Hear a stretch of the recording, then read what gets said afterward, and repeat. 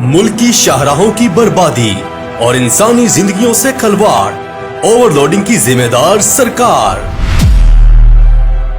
IG motorway Syed Kaleem इमाम का एतराफ। लेकिन क्योंकि इसको कुछ अर्से के लिए सरकार ने रोका हुआ है। ओवरलोडिंग की इजाजत सरकार ने दे रखी है। महंगाई का वावेला या कोरोना का बहाना। मुल्की शाहराहें बर्बाद हो रही हैं, हादसात में लोग मर रहे हैं।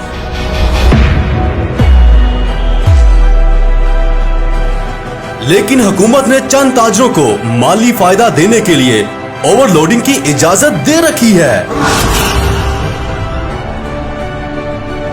वजीर आजम क्यों बेबस? आखिर कौन है इसका जिम्मेदार?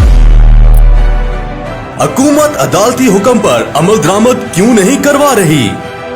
पाकिस्तान को सालाना 70 अरब रुपए का नुकसान। NHA के 3 खरब रुपए के असासा जात दांव पर लग गए, लेकिन ओवरलोडिंग का खात्मा ना हो सका। सड़कें बर्बाद, अवाम ख्वार, जिम्मेदार कौन? कब होगा पाकिस्तान से ओवरलोडिंग का खात्मा? एक्सल लोड का कानून क्यों नाफिज नहीं?